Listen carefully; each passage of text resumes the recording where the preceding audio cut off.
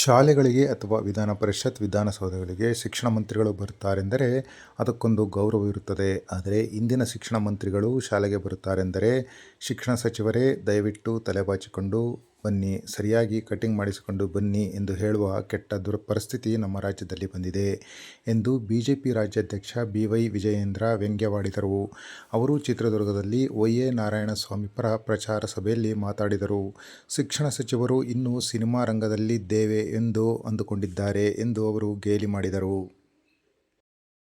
ನೀವು ಶಿಕ್ಷಕರಿದ್ದೀರಿ, ನಿಮ್ಮ ಶಾಲೆಗೆ ನಮ್ಮ ಶಿಕ್ಷಣ ಸಚಿವರು ಬರ್ತಾರೆ ಅಂತ ಹೇಳಿದ್ರೆ, ಅಥವಾ ವಿಧಾನ ಪರಿಷತ್ನಲ್ಲಿ ನಮ್ಮ ವಿಧಾನಸಭೆ ಒಳಗಡೆ ನಮ್ಮ ಶಿಕ್ಷಣ ಸಚಿವರು ಬರ್ತಾರೆ ಅಂತ ಹೇಳಿದ್ರೆ, ಸ್ವಾಮಿ ಶಿಕ್ಷಣ ಸಚಿವರೇ ದಯವಿಟ್ಟು ತಲೆ ಬಾಚ್ಕೊಂಡು ಬನ್ನಿ, ಕಟಿಂಗ್ ಮಾಡಿಸ್ಕೊಂಡು ಸರಿಯಾಗಿ ಕಟಿಂಗ್ ಮಾಡಿಸ್ಕೊಂಡು ತಲೆಗೆ ಎಣ್ಣೆ ಹಾಕಿ ನೀಟಾಗಿ ತಲೆ ಬಾಚ್ಕೊಂಡು ಬನ್ನಿ ಅಂತ ಕೆಟ್ಟ ಪರಿಸ್ಥಿತಿ ನಮ್ಮ ರಾಜ್ಯ